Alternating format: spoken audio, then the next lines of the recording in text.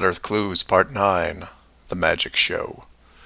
This is part of a series of clues that can help you get your head around both the design of the flat Earth system we live in and who has been involved in the deception to hide it from you. This flat Earth perspective initially started out as a problem-solving exercise that was going to be built into Clue 7, otherwise known as the Long Haul. But after some research and a little patience, it has evolved into something that warranted its own section, and is a perfect example of good things come to those who wait. So emails and phone calls have been coming in, almost all of them positive. Several people from around the world commented on the southern plane routes. They said that while 95% of the long routes in that hemisphere were connections, which in itself raises red flags, there were a few pesky non-stops that seemed to contradict the overall logic. The question then posed to me was obviously, are they real flights? Could they be put there to throw the Flat Earth group off? If it was a trick, could I figure out what it was and how it was accomplished? I accepted the challenge and started my impression of Morgan Freeman as he went up against the Four Horsemen magician crew.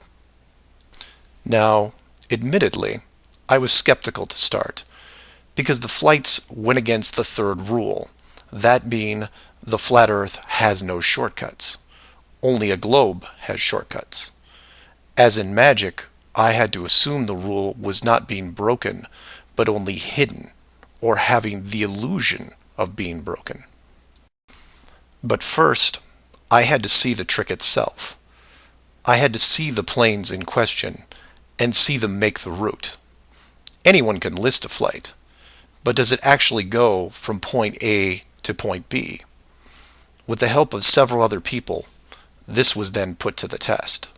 While just about everyone with a cell phone knows about GPS and how it can track things, many people don't know that even though it's a system built by the military, there is a very public aspect to it. So while your phone is tracked at all times, so are other things, most notably all air traffic. Now, if you're military, you could view military planes. If you work at a cargo carrier like UPS or FedEx, you can view transport planes. The general public is mostly limited to commercial air traffic. This can be viewed in several places, and the one I chose was planefinder.net. You can use others like FlightAware, Flight Radar 24, Flight Tracker. It makes no difference because they are all tied into the same exact GPS system.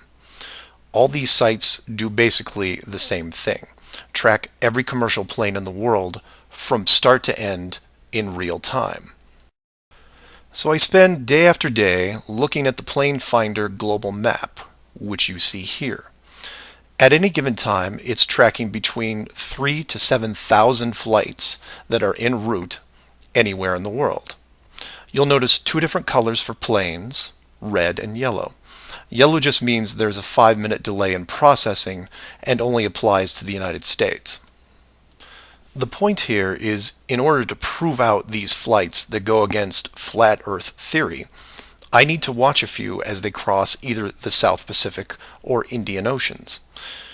The web page updates automatically, but just to be sure, I close and reopen the page every 30 minutes or so and wait for an ocean plane. And I wait, and I wait, and I wait some more. Hours pass, days pass, and no red planes to entertain me. And somewhere in this process of me just staring at these empty oceans, waiting for a plane to cross, something occurs to me. Can you guess what it is? Nothing is crossing these oceans. Not non-stops, connections, multiple connections, nothing. But that's not possible, right? The planes have to reach their destinations. So I change gears and just watch the coastlines of anything in the southern hemisphere, and I start to see it. I follow a simple plane out of Brazil on its way to South Africa, which, by the way, is not part of the long haul argument. It's offshore just a few hundred miles. I get something to drink, and when I come back, it's gone. Just a glitch, right? So I follow another, and another, and the same thing happens again and again. Once the plane reaches an imaginary line in the water, GPS makes it disappear. Then a friend who is also working on this problem sends me some links, which I've included in the description. I encourage you to take a look at them. At first, they don't seem like much, just an average flight log showing speed, altitude, locations, things you could expect. Then you scroll down to about 3:30 in the morning, and the location drops away and is replaced by either the word approximate or the word estimated. This then continues for the next 5 hours until, miraculously, 1 hour before landing, the flight log reestablishes itself, and the GPS system shows the plane in real time about to reach its destination. So to be clear to those who may not be seeing everything here, the flights are being dropped off GPS, and their flight data is also turned off and stays off until they are almost on top of their arrival point. And you say, well, that's how GPS works. Well, no, because the Northern Hemisphere has planes flying all over their oceans. And then you say that maybe it's a localized Southern Hemisphere thing. And I say, then why are all the flights over or near land perfectly tracked? Furthermore, this is a US-based system, with Americans flying on vacation every single day. You're telling me that those people aren't going to be tracked? In addition, the Vanishing Plane Act is happening to not only the South Pacific and Indian Oceans, which I would expect, but also the South Atlantic, which isn't part of the flat earth argument.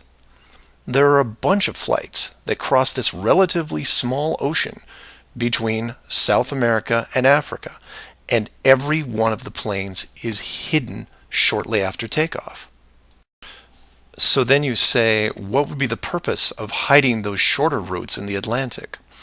It's because of something I didn't see right away. If you hide one flight, you have to hide them all. Showing the GPS routes in the Atlantic, but leaving out the Pacific and Indian Oceans would raise different questions. So the logic here, despite being very sneaky, is sound. The third rule is that the flat Earth has no shortcuts. If you look at the azimuthal equidistant map again, and look close, you notice that while the South Pacific, South Atlantic, and Indian Oceans make up the lower sections on a globe, they make up the outer ring on a flat model. In that model, there is no shortcut between Australia and South America. If you are creating flight routes, you have only two choices. You take the long way around, clockwise or counterclockwise, and stay on the ocean. Or you cut across the land in the middle.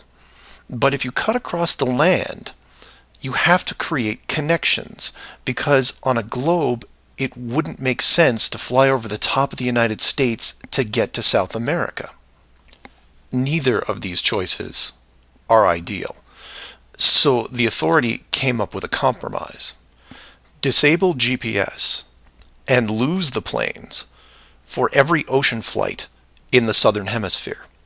Then reactivate them once the destination is reached. This is just one of the lengths that they are willing to use to keep you from seeing it.